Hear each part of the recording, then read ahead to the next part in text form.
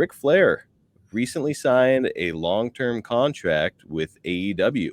Now, Rick is 74 years old, and rumor has it that he's made it clear he does not intend to wrestle while he's there. However, he's also kind of made it clear that he wouldn't necessarily turn down wrestling. So, Ted, just want to get your thoughts on Rick and his new gig at 74 years old. Gosh, I love Rick. I mean, Rick, without a doubt, is one of the greatest that we've ever had. He could do anything in the ring, but he's also,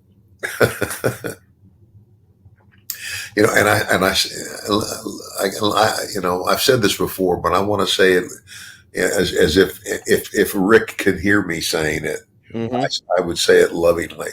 He's like the little boy who doesn't want to grow up. He never wants it to end. And I get that too. I understand.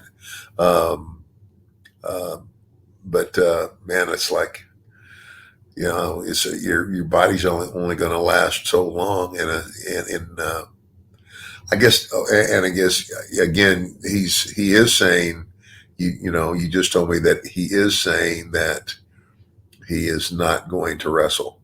Correct. Does not intend to wrestle. However, he would not necessarily turn it down. Yeah. Well, I would, and again,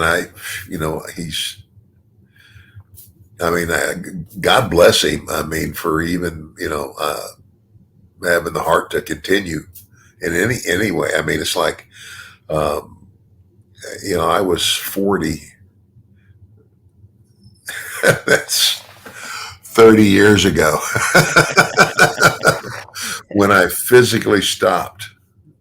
I was right at 40, 90, in 93, early 94, and I was born in 54, so 30 years later, I'm still here by the grace of God. And, for the most part, I've had both my knees replaced. And so I don't have any trouble walking, and, I have my lower back, and, I'm having those kind of issues, but nothing's crept into my hands where I can't grip anything anymore and things like that. So, I think, by and large, for a guy that did wrestle for 20 years, I'm in pretty good shape. Well, I mean, you're saying you're still in pretty good shape, not too many bumps and bruises. Sounds like you're ready to make a comeback yourself. Just teasing. I know better. And yeah, I mean, God bless Ric Flair. Maybe Rick needs a manager. He would be better than the $1 Million Man.